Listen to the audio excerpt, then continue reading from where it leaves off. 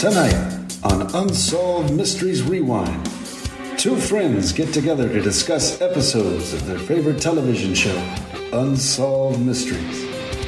Will they find answers? Will anyone care? You may be able to solve a mystery.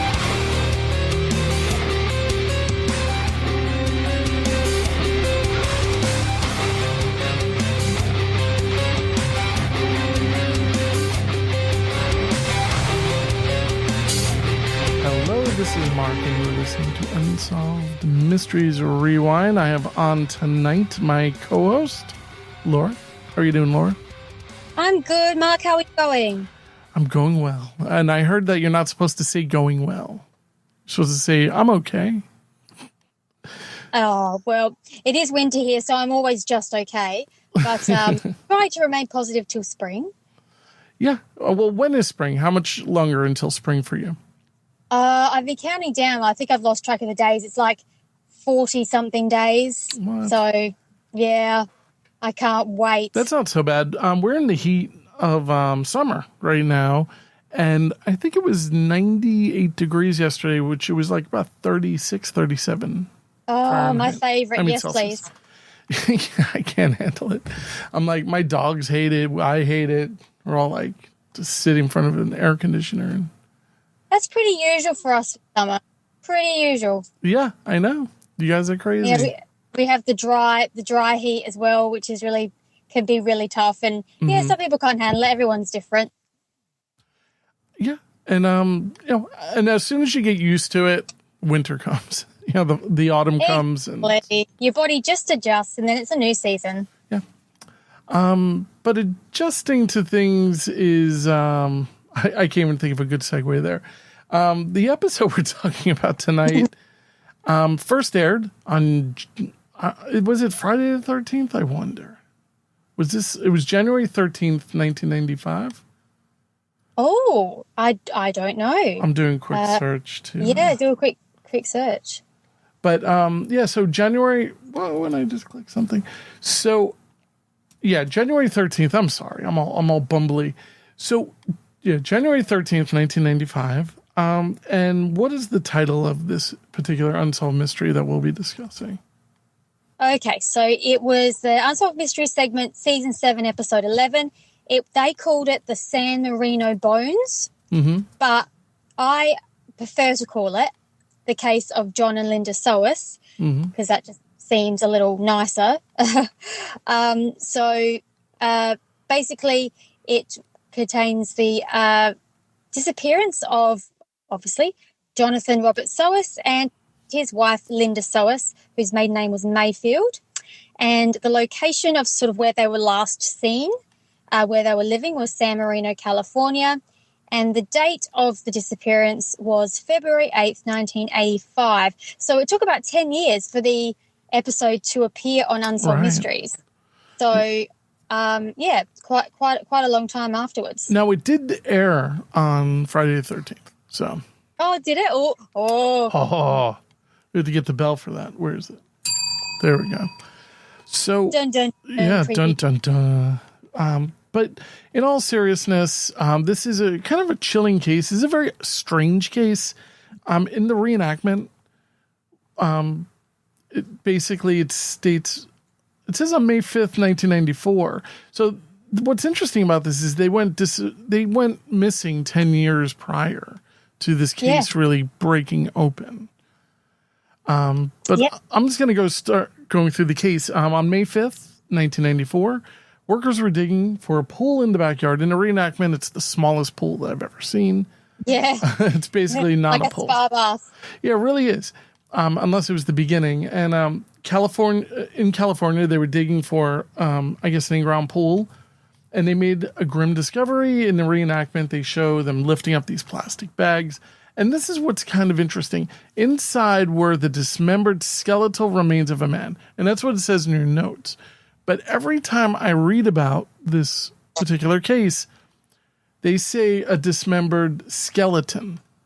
And it makes me wonder, do they say a dismembered skeleton because the body had already rotted? I mean, it's almost the way they describe it is a way I've never heard of it before. They talk about it in a manner that makes it sound to me that they dismembered a skeleton, not dismembered a body. You know, they don't use the word body. Yeah, I don't know. It's a weird way of saying it, isn't it? And from what I remember, they don't refer to remains. They just say, yeah. Oh no, I think they say partial remains of a dismembered skeleton? Maybe that sounds about right. Yeah. Yeah, and it was placed in 3 plastic bags and a fiberglass box. So someone, wanted to hide it. Mm-hmm.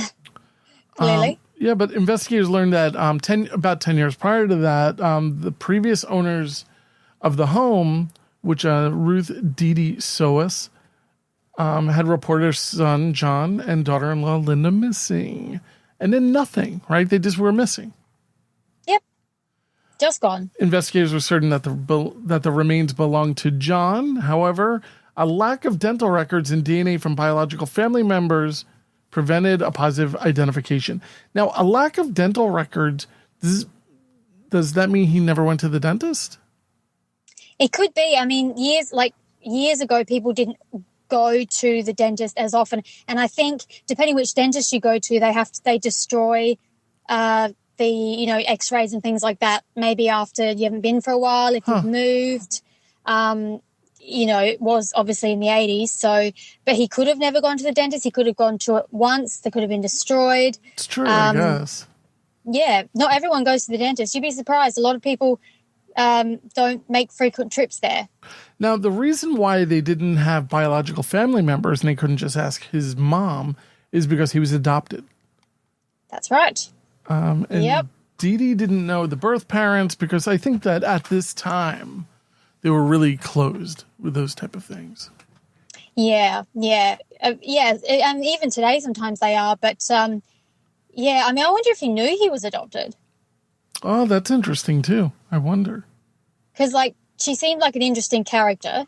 Well, the reenactment definitely shows her as kind of an interesting character. I agree with you. Who she reminds me of? The crazy cat lady in The Simpsons. Well, oddly enough, it would be not Linda, but what is her name? Yeah, Linda. Linda, who's the crazy cat lady. Oh, true. But I don't know, the looks of Dee Dee, the lady who plays her in the reenactment, just kind of reminds me of the wild-haired woman who threw 20 cats at Lisa when she was trying to report the news and stuff like that. Oh, my gosh, it's crack up. I unfortunately don't know Simpsons, and this is where I get hate mail. I don't watch any Simpsons, so I'm going to do a quick search. I'm going to look up Simpsons crazy cat lady. Yeah. It'll come straight up. And it's a bunch of... Oh, yeah, that's good. I would say so. Yeah. You're absolutely right. But so she also seems to be a little bit off. At least in the reenactment, they kind of give her the impression of an alcoholic. And she definitely has a certain paranoia about her. Yes, it kind of goes between aloofness, which depends on how much he's had to drink, and also then severe paranoia, and then a bit meh, and then a bit concerned again. So who knows what's going on? It's surprising what alcohol can do to your body. That's amazing. But if you want to continue, it'd be great. Yes, I can surely. So at the time of John and Linda's disappearance, they were both born in 1956, by the way. They had been married for 2 years, and they were living in the San Marino home with John's mother, Dee Dee, but they felt very trapped living with her. They didn't really enjoy it, and they looked forward to moving into a place of their own. Of course. I mean, which makes sense because they're a newly married couple. They want to spend time together. Obviously, they were trying to save for their own place. Yeah. So apparently Dee Dee Sohus, the mother, was very hard to deal with. She was an alcoholic who smoked like a chimney and felt that Linda was, quote, was not good enough for her baby, aka meaning John. Yikes. So obviously Linda would be living in a situation where she's not really well liked by someone in the house, which can make things difficult. And John would be torn between his mother and the woman he loves, his wife. So not really a nice environment. Yeah. And this is 1985, and John worked as a part-time computer programmer. And I wish I knew a little bit more about what type of computer programming he was doing in 1985. Yeah. Maybe he was a data analysis guy But those are things that usually are not part-time. It's usually, I don't know, maybe he just said that about people. Maybe he was freelance. It's possible. Like maybe he got called out to different places if there was a computer problem somewhere and fixed it like that. But I don't know. To me, it seemed like he was having trouble sort of, finding work, and it just was a difficult time for them, and that's why obviously, well, we'll get to it, but that's why they were obviously excited when they got that job opportunity that obviously didn't really exist, but we'll get to that. Right. Yes, so part-time computer programming job. He was very shy and reserved and was known as a mama's boy, so that's helpful. And he loved Star Trek, which is just a little fun fact there. Not my kind of guy. I'm more of a Star Wars person. I am neither, but there you go. There you go. And Linda was beginning to find success as an artist. Before she was married, Linda worked at Dangerous Visions bookstore, which is actually a science fiction specialty bookstore. This place sounds pretty cool, right? Like it does. You guys probably have stuff like this over in Australia, right? Like nerd headquarter type places. Oh, I don't know. Like I said, I'm not really into sci-fi, but I'm sure there is. But science fiction was a big interest of Linda's, as well as art. Her artwork was under the name Cody, so that's where she got a nickname from. She had sold at least one small illustration to the New York magazine for $700. And when she married John, she quit her bookstore job, I guess, to focus on her art. But to sell anything to the New Yorker is kind of a big deal. So, oh yeah, it's really amazing that she would even have made it that far. And I did find an example of the artwork, and it's nice stuff. It's very fantasy based, I guess. It's a very powerful picture. Yeah, it's very bold. It's looks like something out of Harry Potter, but still. Yeah, with nipples. Yeah. But it's definitely high quality art. Like there's no one that probably is like looking at this and thinking she has no talent. Oh yeah, for sure. Yeah, exactly. You're right. Even if it's an article for the New Yorker or whatever, it's if you've in the New Yorker, you're pretty much I'm going to tick the off as a success there. So they were opposites, right? Do you want to talk a little bit about that? Yes. So John and Linda were seen as opposites, except for the fact that they like sci-fi. And John was an introvert, Linda was an extrovert. John was short and Linda was actually really tall, about 6 feet tall, which is very, very tall. I read that she was 6'1", which it's taller than me. And do we know how tall he was? Because in photographs, he doesn't look that much shorter. But he could be, wearing some lifts or something. Lifts in his shoes. He could be, yeah. He could very well be. I don't say he was. I mean, probably compared to her, he was classified as short. Yeah, I would be short compared to a 6'1" person. I'm 5'10", 5'11". So I think my cousin's like 6'3", and I'm just like peering up at him, going, "Hey there, I can't even see you. Your head's in the clouds." Whenever I see tall people, I say, "Does it hurt to be that tall?" Are you in pain? Are you in pain right now? You look too tall. I would say I'm about average height, which I'm happy with. I'd like to be maybe a little bit taller, but how tall are you in Australian? Like what is it? Sorry? How tall are you? Like, do you do it in centimeters? Or? I am 167 centimeters, which I think is like 5'5". Hold on, I'll tell you. Yeah, 5'5", about 5'5". Yeah, 5'5", 5'6", I think. Yeah, I'm not very. Yeah, I'm pretty short. Like not crazy short. Yeah, but that's average. I think that's like average. I'm 155.75 centimeters. No, yes, I am. There you go. This centimeters. Let's get off the metric system. It's enough of that. It was so confusing. Anyway, So, according to Linda's friend Sue Kaufman, she was happy with her life, obviously apart from living with the mother, as John was always supportive of her and she'd never had a supportive man in her life, it said in the segment. Early in 1985, John and Linda announced that they had been asked to interview for important new government jobs. Dun, dun, dun. Yes, which would have been a little bit out of the blue for the family to hear. It would have been a bit strange considering she was into art and, she couldn't release much more information. She only could say that the employers wanted them both and they both had to travel to New York for 2 weeks. It sounds like a drug mule type of thing. It really does. I mean, if it even existed in a phony way. Like, it just sounded to me to be too strange. The whole It does thing. sound super dodgy. Like, I mean, were they discussing with this person for months about it, or did this person just randomly ring up and say, "Hey, we've got jobs for you"? Like, I don't know. I'd be suspicious. I'd want to know as much as I could about it. But we don't know how long. Yeah, it was in the works 1985. for. I mean, it's not like there were like Zoom interviews or anything like that. I'm sure they had some phone calls, which also makes me wonder that did they pull like phone records?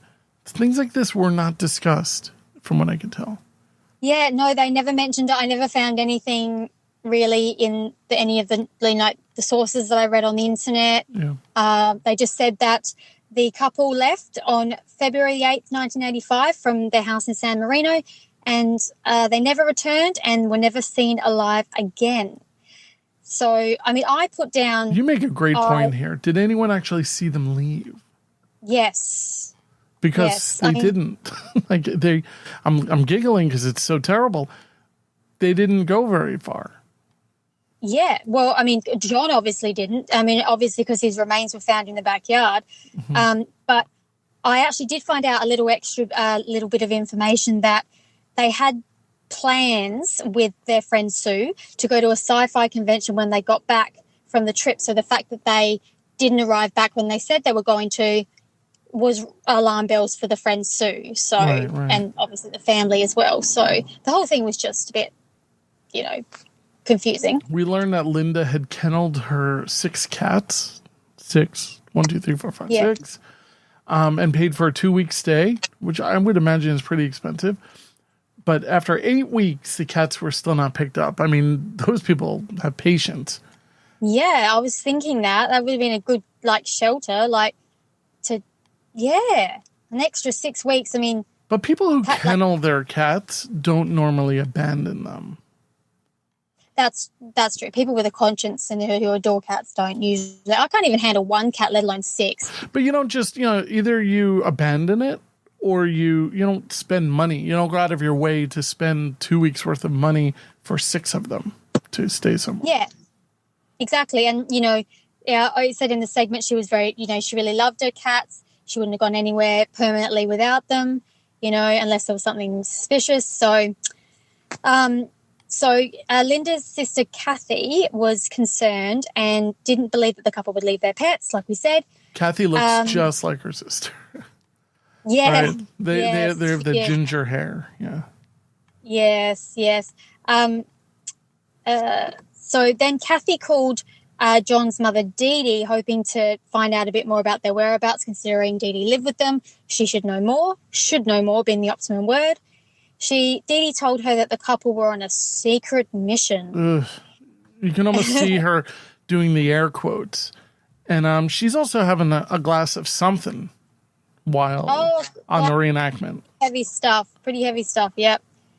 And they weren't able to contact family members apparently for that time.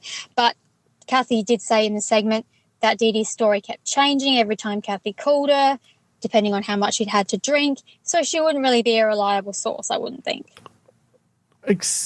Yeah, I guess so. It's definitely a strange person to put any type of faith into fully. And if he was a mama's boy, it would stand to reason that she obviously, was obsessed with him as well, especially if she thought that Linda wasn't good enough for John. Mm-hmm. So why was she just like, oh, he's fine. They're on a secret mission. I haven't heard from them, but it's all good. It's like, what? It is a bit weird. She comes off as more of an abusive mother who keeps her son in line than like Mama Dearest. A little bit, yeah. I mean, I'm not saying coat hangers were involved, but yeah, it does seem she just seems really way out there. She's not all together. No, she's not. And her behavior and things she does later as well is kind of more proof of that. So in April 1985, police respond to a missing persons report filed by Linda's family, and they went to question Dee Dee, as in they being the police. She claimed again that John and Linda weren't missing. She was kind of like a bit adamant about it, and that they were on a secret mission. And I have to laugh. I have to mention it because in the segment, the police officer just goes, okay. Okay.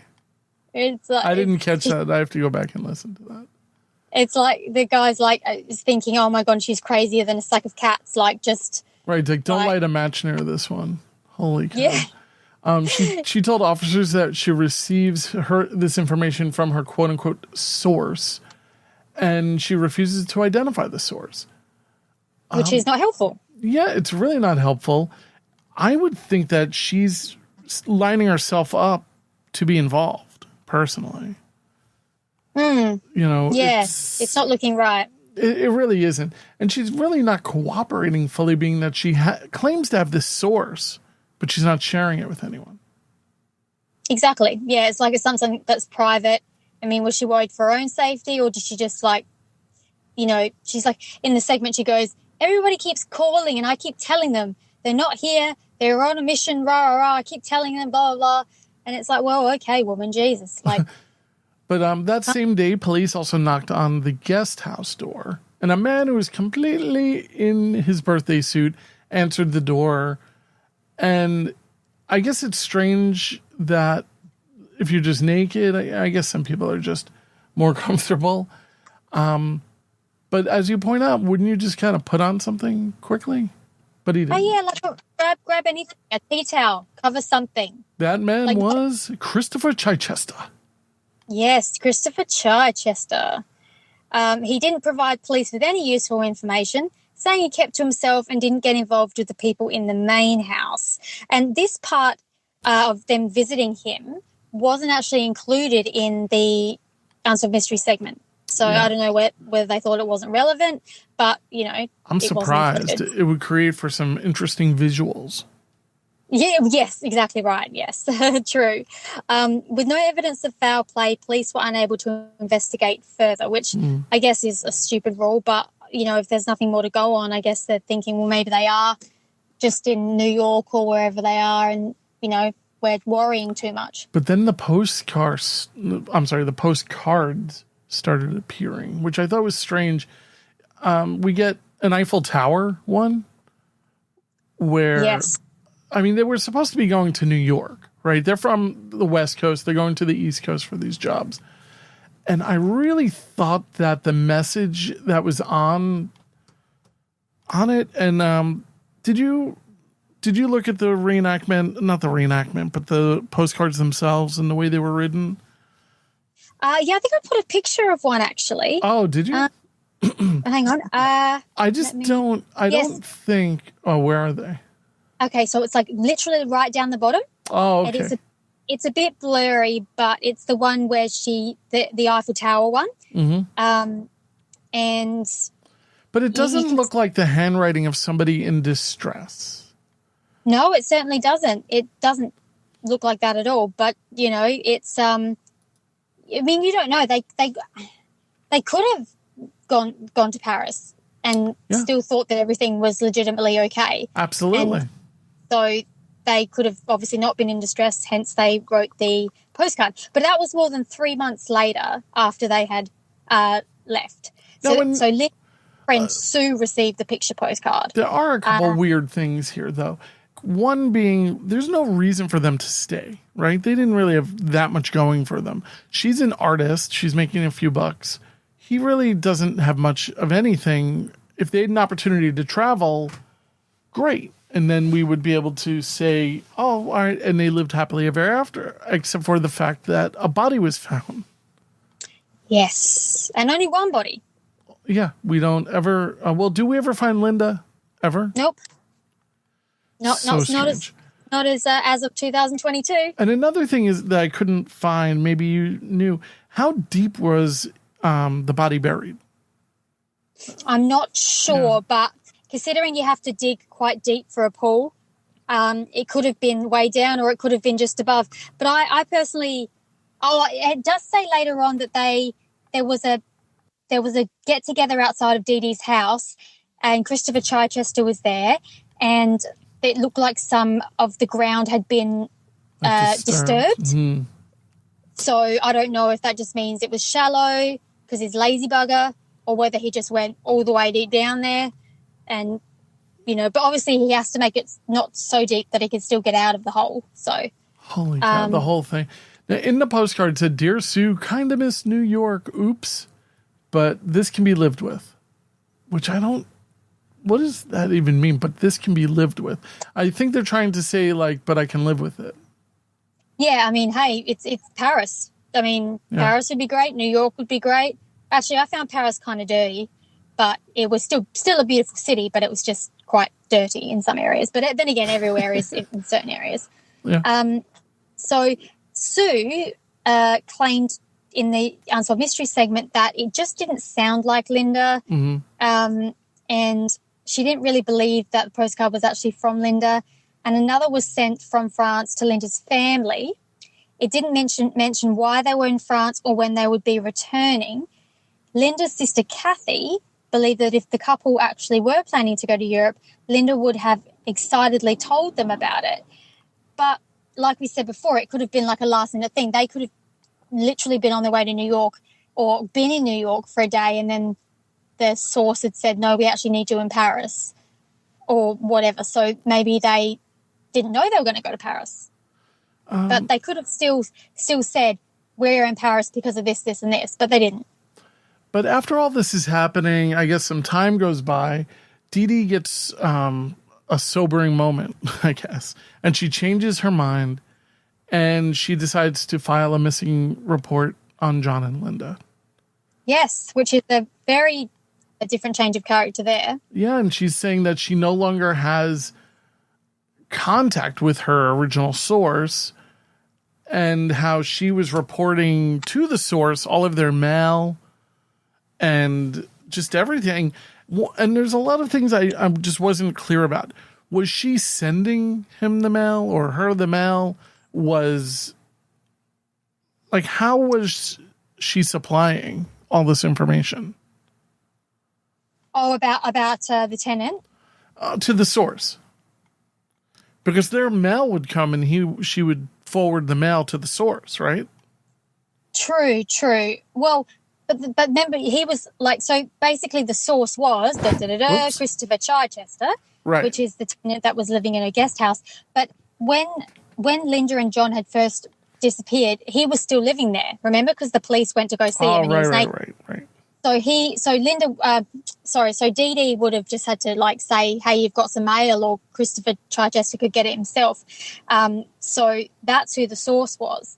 I don't know why he didn't go with them on the trip. I don't know why he stayed. I don't know.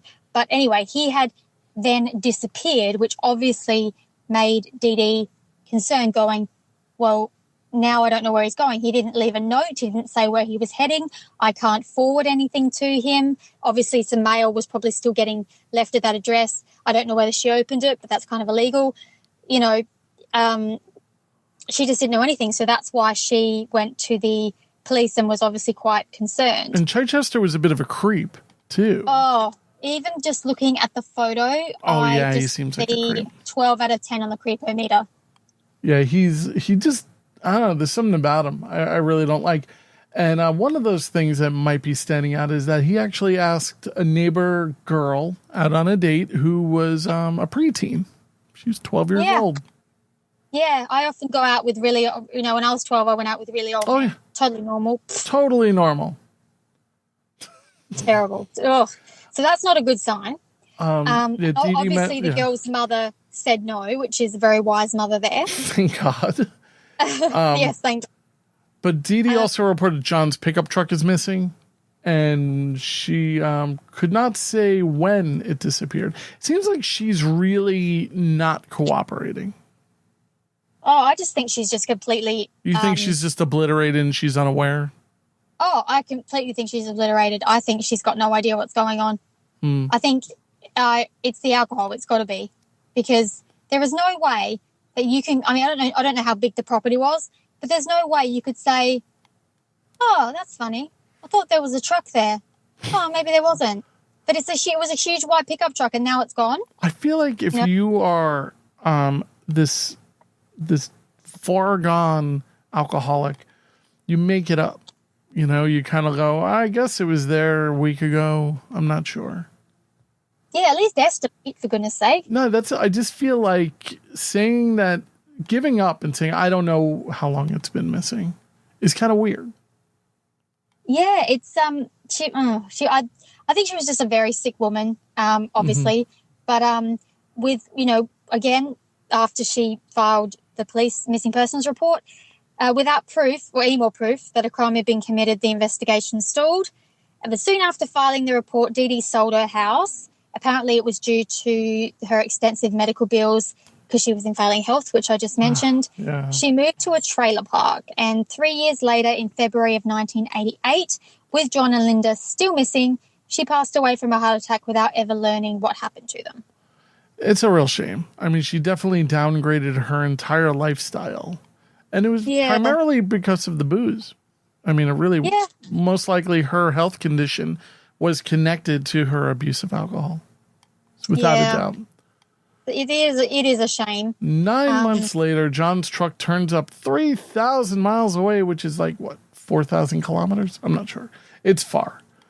And let's see, a man calling him Christopher Crow tried to sell it to the local minister's son. The reenactment's kind of interesting. And he's like, hey, that is a nice truck. Told you. Yeah, I noticed that. And Christopher Crow sounds like an actor's name. Yeah, it's like Cameron Crowe's like older brother Christopher or something.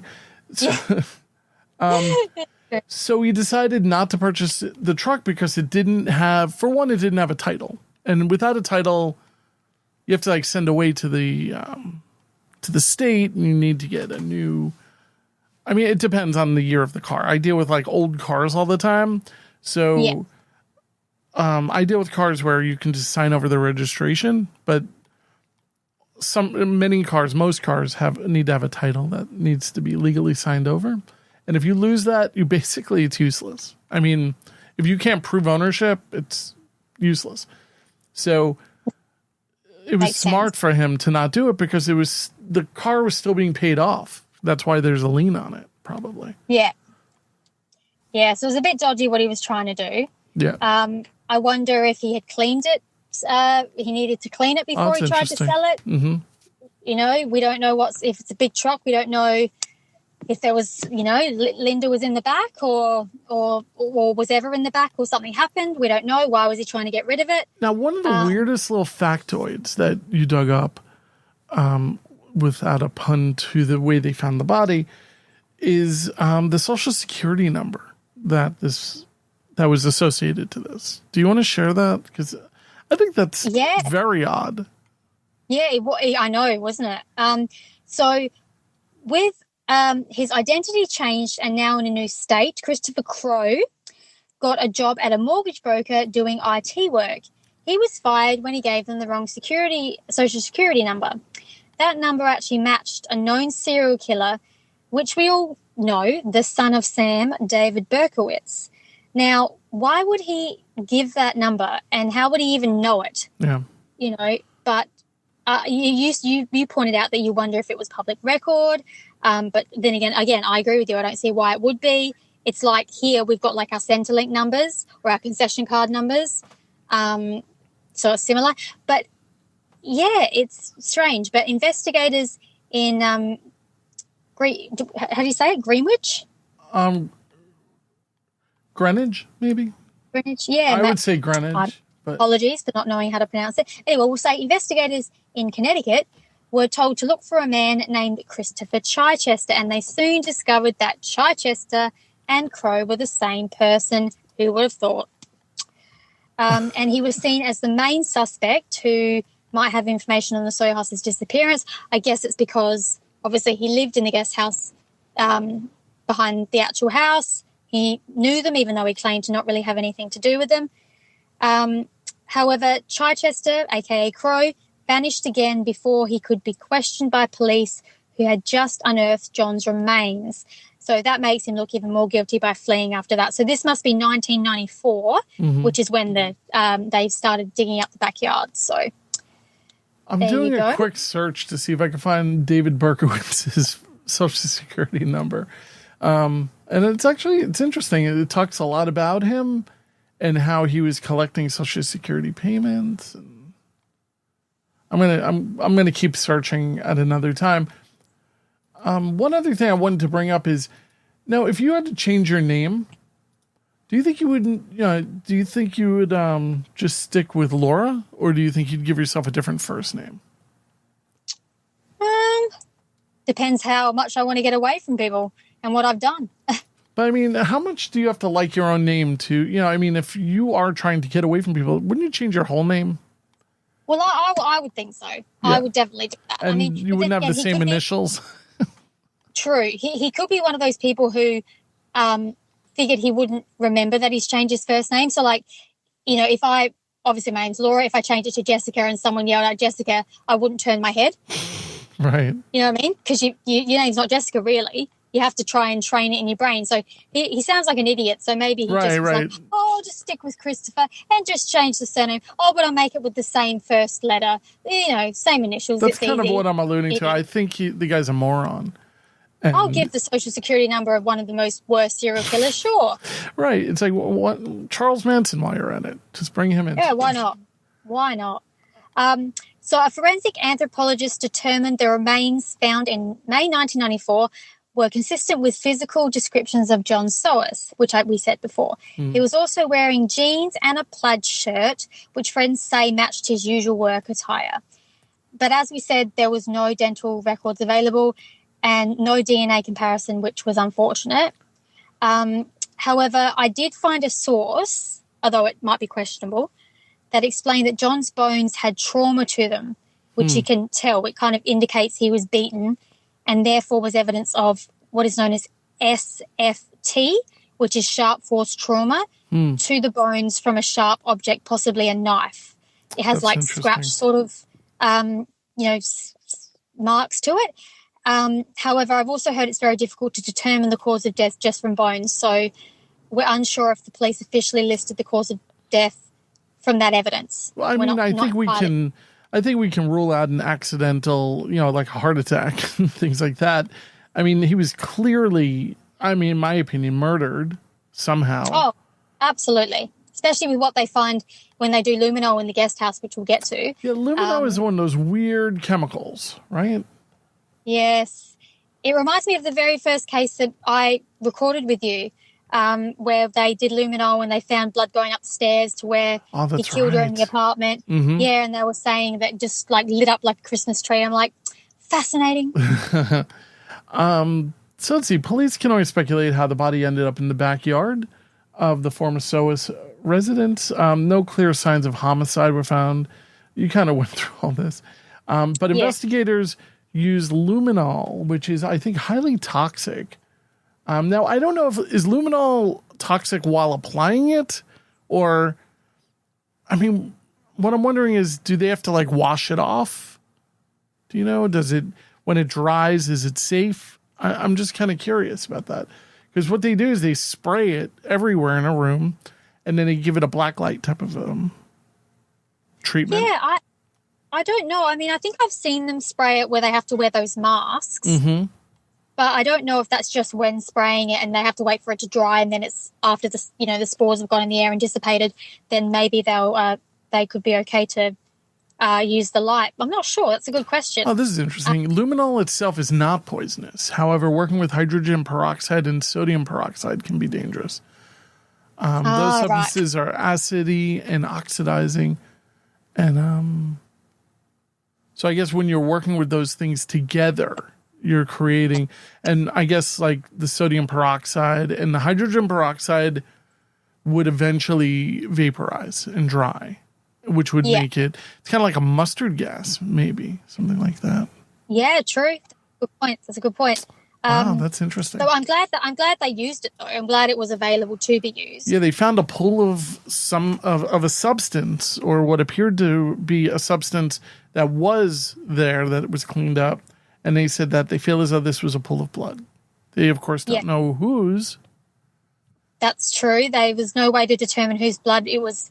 So this was in Christopher Chichester, aka Christopher Crow's guest house. And they did say in this segment that it was a large enough pool of blood where it's obviously someone got really, really hurt, and it's doubtful that they would have survived. Yeah, that was, I mean, the way they show it is just a huge blob. Yeah, basically. Yeah. Which is shocking. You know, I mean, you would imagine it would look like that if you were to kill somebody and blood is pooling. Yeah, exactly. So there was a big glow there. So that's obviously more evidence against Chichester.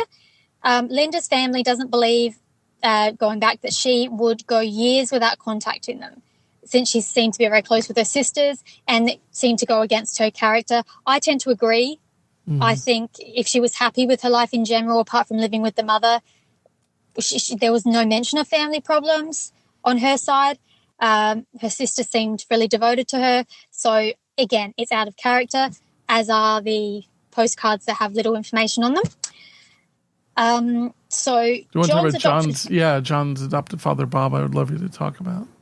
Yes. So John's adopted father, Bob, who divorced his mother, Dee Dee, and moved out in 1960, remained close to John, and they talked regularly, which I thought was nice.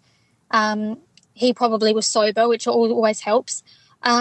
When John suddenly stopped calling him and Bob couldn't actually get in touch with him, he knew that something was very wrong. Oh, what a shame. And then there was Bob's daughter, Ellen Sohus, from a previous marriage, believes that Dee Dee and Bob each hired private investigators to track down the couple, with no success. Isn't it kind of odd, though, that Bob and Dee Dee adopted a child in, 57? He was born.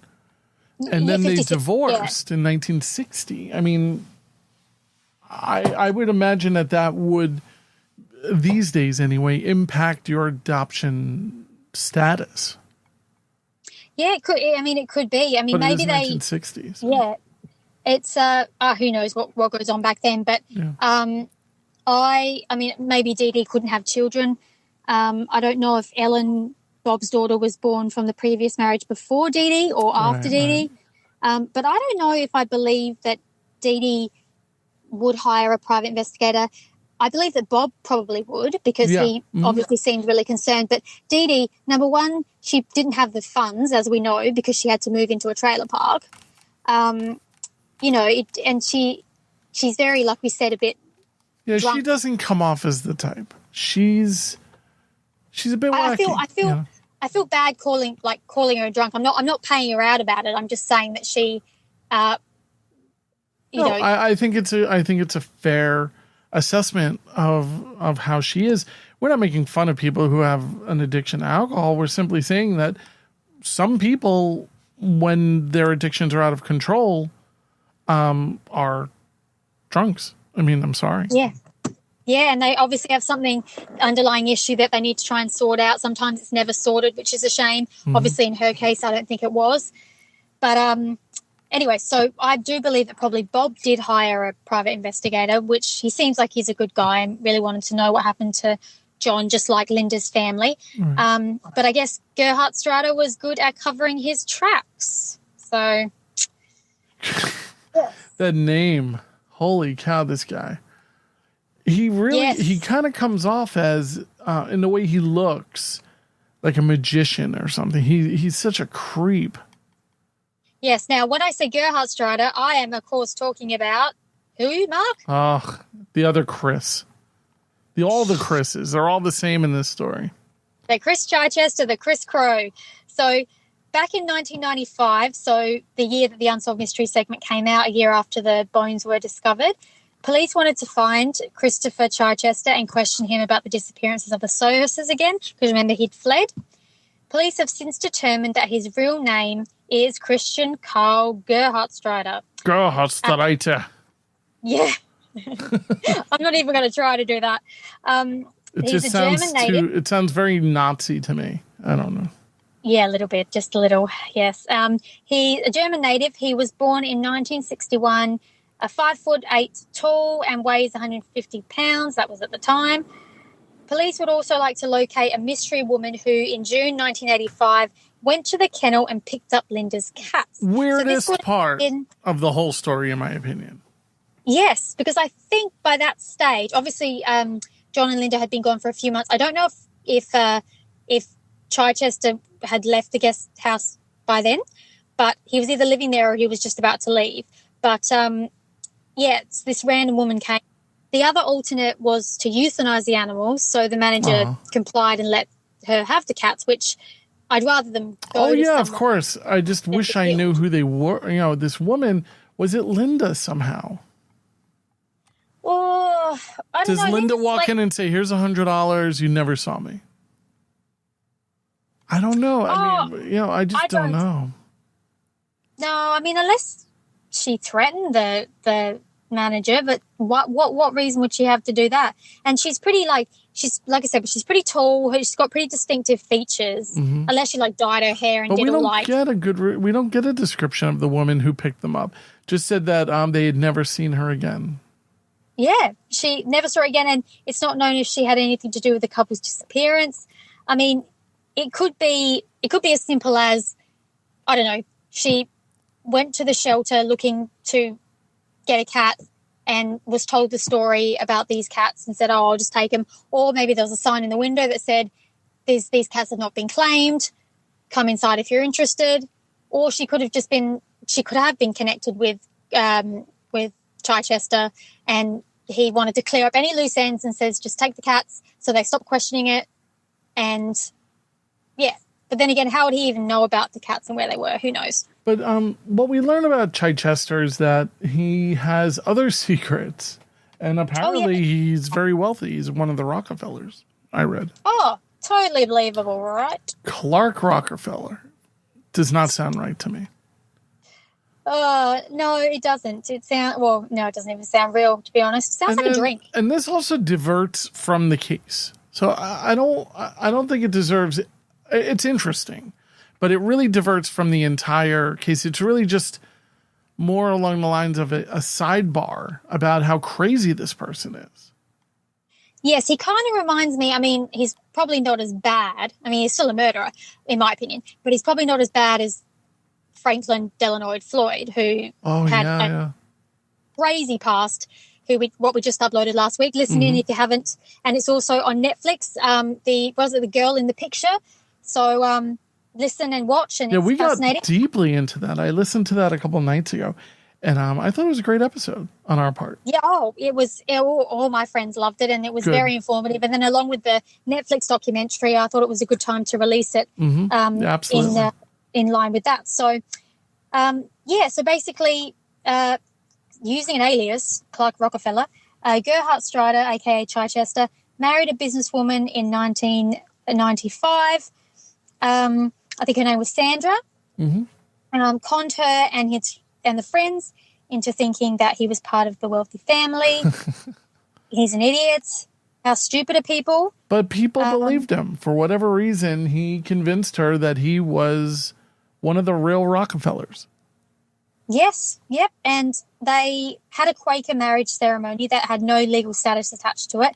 But Sandra didn't know this at the time. So that was probably his idea of keeping his true identity as secret. And also, he possibly could still be married to somebody, so he wouldn't have been able to be brought up on charges of bigamy. True. Who knows with this guy? Oh, this guy's the worst. But he was very charming, smart, and quirky, which is probably what, women are drawn to charming men. Tell me about it. Yeah. Oh, it's a problem, he says. It's such a problem. But over the years, he'd become emotionally abusive and he had a bad temper. They had a daughter in 2001 called Rain Rockefeller, and they moved, terrible. And they moved to Cornish, New Hampshire. He used his fake last name to acquire certain privileges, including access to a country club. Amazing. So he really had these people fooled. They got divorced at some point. Clark had visitation rights with the daughter. On one visit on July 27th, 2008, Clark, his daughter, and the social worker were walking in the street in Boston. Suddenly, a car pulls up beside them, and Clark pushes the social worker aside and jumped into the car with his daughter. I mean, I guess it's not technically kidnapping because it's your kid, but maybe it is because it's visitation. Exactly. Yes. As you point out, he has a lot of nerve to do that. We wonder who was driving the getaway car. Linda? No. One source claims it was driven by his estranged gay lover, which we have no proof of this. No. And he was paid $1,000 for them to take to another location. But the story did make headlines, especially due to the fact that he is a quote unquote super double air quotes fake Rockefeller. And Yes. pictures of him were all over America. I don't remember this, but I'm sure that it definitely made it to the papers.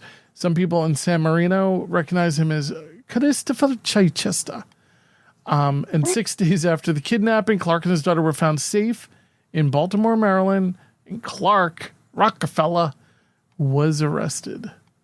How does he keep track of all these names? Maybe you're right. Maybe Clark, It's just like Chris. It's just like Franklin Delano Floyd. I mean, how many aliases did he have? And I'm just glad the daughter was safe. Yeah.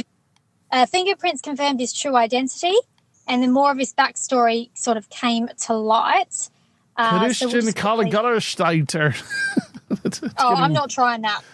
That would sound terrible. I'm probably butchering it myself. But he was No, born... you're not doing...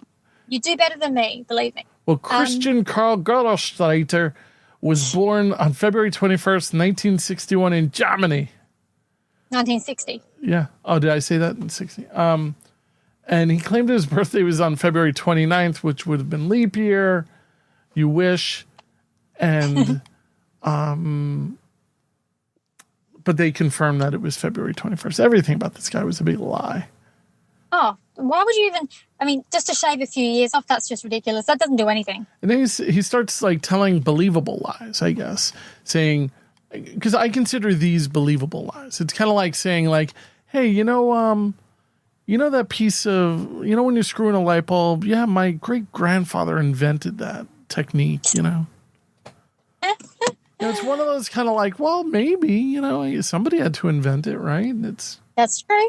That's very true. The unsung heroes of the light bulb, who knew? It was Mark's great-great-great-grandfather. No, but it's not. No, but my great-great-grandfather invented nothing. So let's see. I don't think what?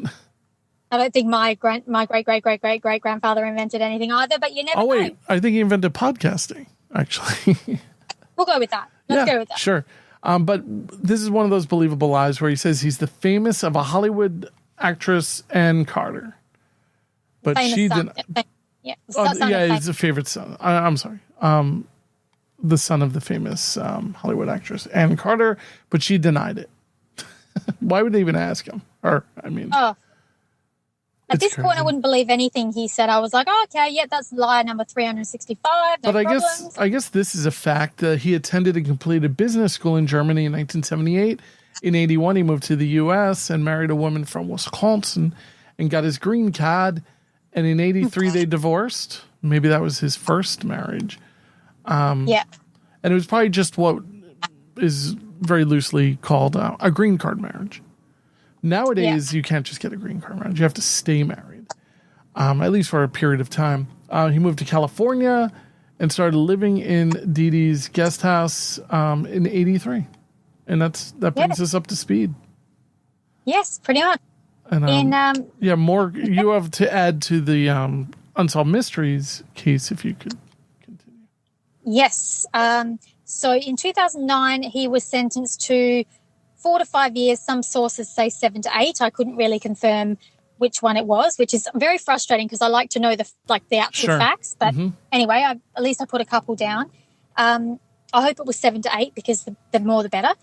In state prison on the kidnapping charge. So, yes, it was kidnapping of his daughter. And additional time for an assault charge. Don't know what the assault charge referring to. I bet it was shoving. Yes, I was going to say when he pushed the social worker.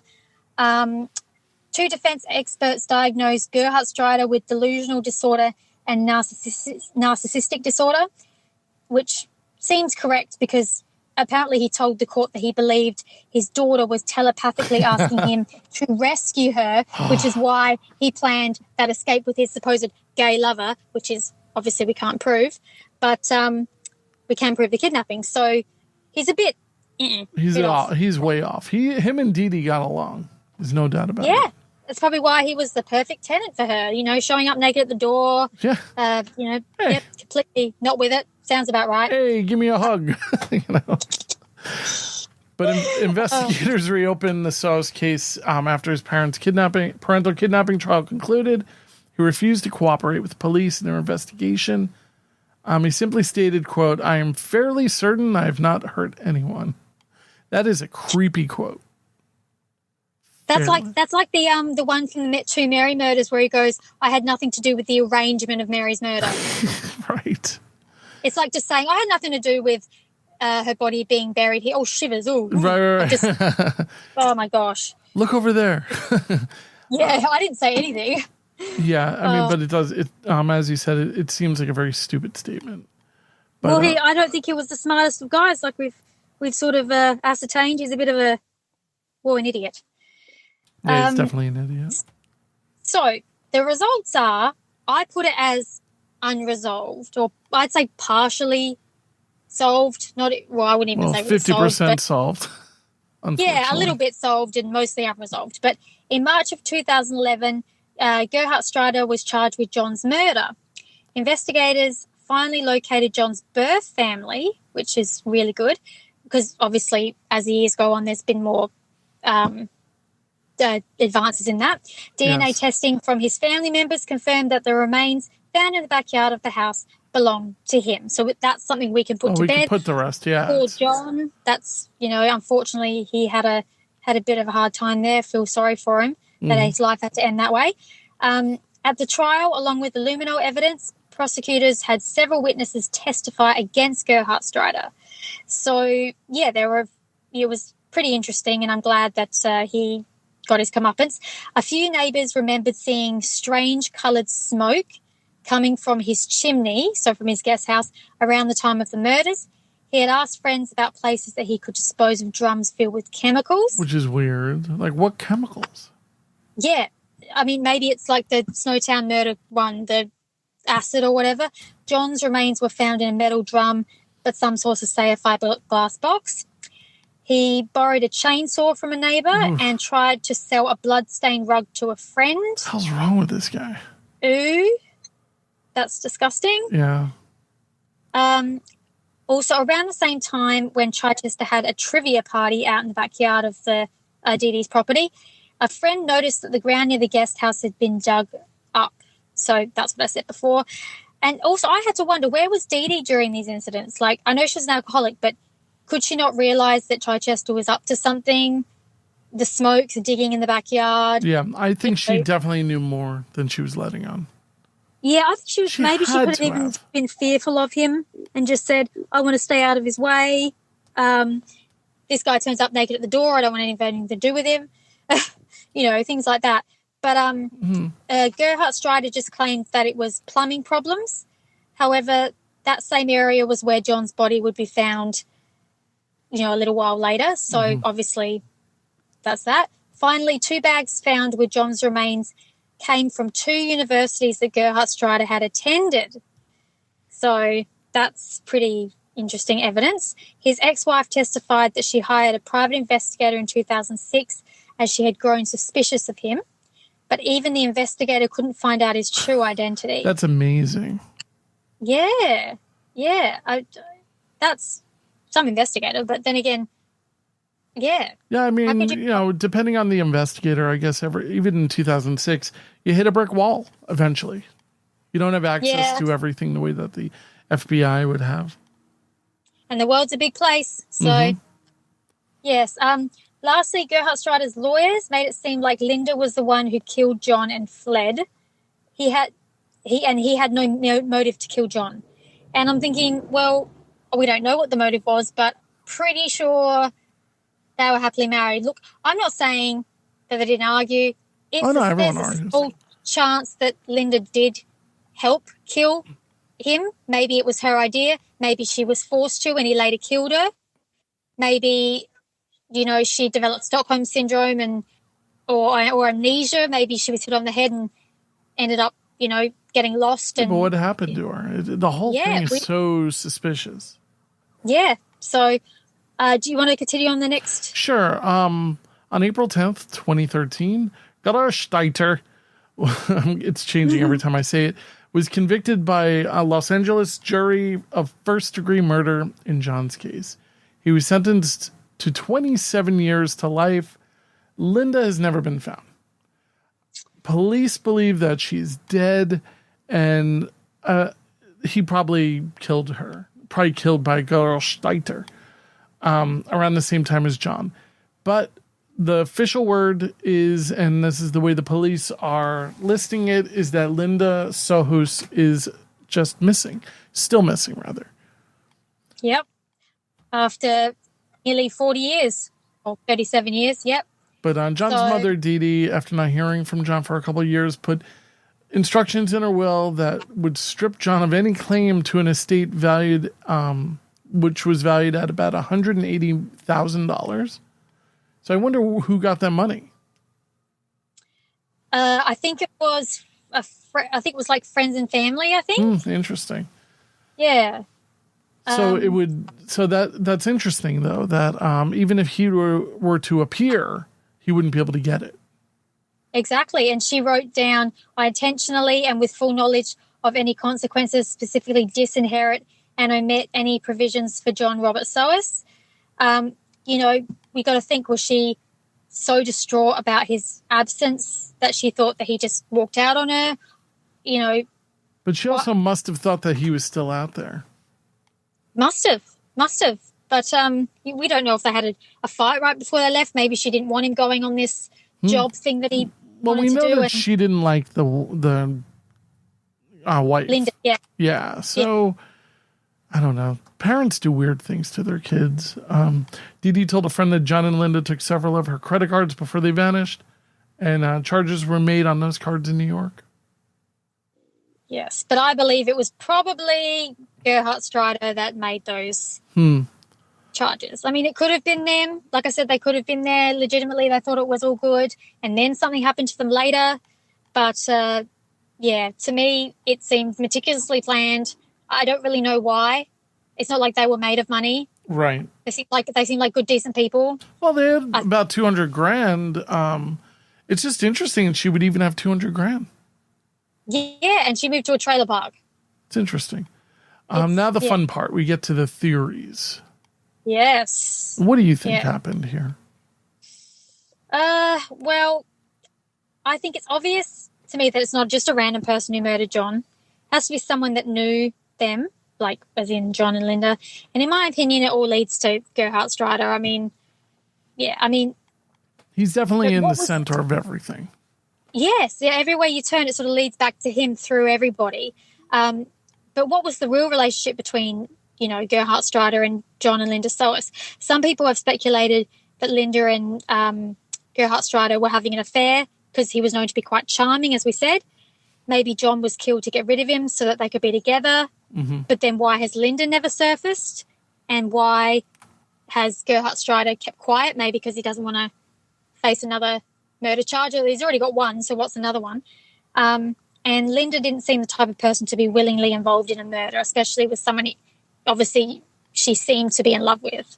So, that's one theory. I think it's one of these things where we just don't have the whole story.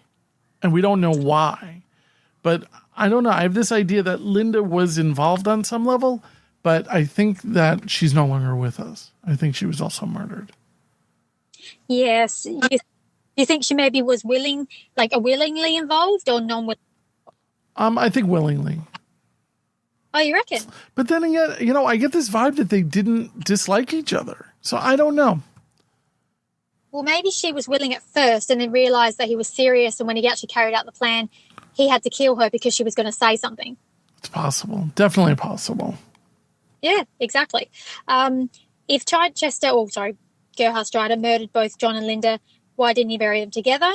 Mm-hmm. I had this sort of big sort of theory where maybe he liked Linda, but the feelings weren't reciprocated, and he kidnapped her after killing John and fled with her in the truck, in the white truck. When he realised she was never going to comply with him, he may have murdered her and disposed of her elsewhere, maybe near where he tried to sell the truck in Connecticut, as he did once tell his wife that he never wanted to go to Connecticut or California, two places where people knew him as Chichester and Crow. Mm-hmm. So obviously he had something to hide. Obviously you do if you change your name, usually. Mm-hmm. A poster on the Sitcoms Online website using the name Sue B. I'm assuming that this is the friend Sue that had received the postcards from Linda. Claims she was Linda's best friend since they were 13. She says she was at a barbecue at Linda and John's house, and she asked who resided in the guest house. And she stated, Linda mentioned that it was a creepy guy she didn't like very much, so she just plain avoided him. She never mentioned his name, but I'm assuming it was Chichester, a.k.a. Gerhard Strider. She has also seen the postcards but doesn't believe it to be Linda's handwriting. That's interesting. Yeah. I mean, if you know someone's handwriting, you know their handwriting. Yeah. Mm-hmm. One newspaper article claimed that the lady who collected Linda's cats was identified as Linda's half-sister, Kathy. However, Sue B. claimed Kathy it was incorrect, and Kathy wasn't the lady. So they don't know who the lady was. Wasn't Kathy. And then you saw Subi's opinion on what happened to John and Linda. And so this is what was written. Personally, I've always felt that whatever happened was a complete accident. That Chichester wasn't planning any murder. I feel that they may have gotten into some sort of argument. He hits John and they scuffle or something. John hits his head and is dead. The suave guy panics, but this is where I can't imagine him cutting up and putting him in separate plastic bags in a box. Linda either witnesses it or comes home and finds John dead. Chichester freaks and threatens to kill her if she tells, and takes her with him and perhaps in their truck.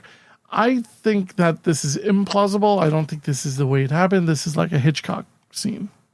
Yes, I agree. Too dramatic. Far too dramatic.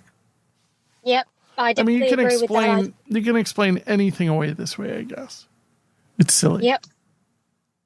I also said maybe John also had suspicions of Gerhard Strider like Linda did, and because he worked in IT, maybe he found out some incriminating information on him. Like maybe he just decided to look him up one day. Maybe he had access to those sorts of programs. Well, in 1985, there was a very small amount of data that was in comparison to today, you know? Yeah, that's very true. But you just say maybe he did Chichester or did Gerhard Strider then kill them to silence them? But then again, if a private investigator had trouble finding info, it seems unlikely John would have uncovered anything, basically. But then the postcards, I think, are easily explained. You could ask somebody to mail them for you. Yes. Yep. That's very true. I mean, maybe he made Linda write them before he killed her. Yeah. I mean, we've seen that before in a number of cases. Yeah, exactly. Exactly. That's the easy part with that. Some people claim that because Gerhard Strider was a con artist, he was perhaps trying to scam Dee Dee and somehow get her house somehow. But again, I don't think he was terribly bright. So, do you think that's why she sold the house? So it's like, I don't even have it anymore. Excuse me, I just sneezed. I apologize. Bless you. Thank you. It could be that's maybe why she had to move. Maybe he did scam her in some way. So in order to do this, he had to also get rid of John and Linda. But, I mean, everybody sort of would have been suspicious of him anyway. You know, so Now, you asked the big question at the very end here, and that's, were the government jobs, did they even exist? Yes, did they even? Probably not. And I have to wonder, did Chichester, did he invent this entire scheme possibly to trick them? There's so many unanswered questions.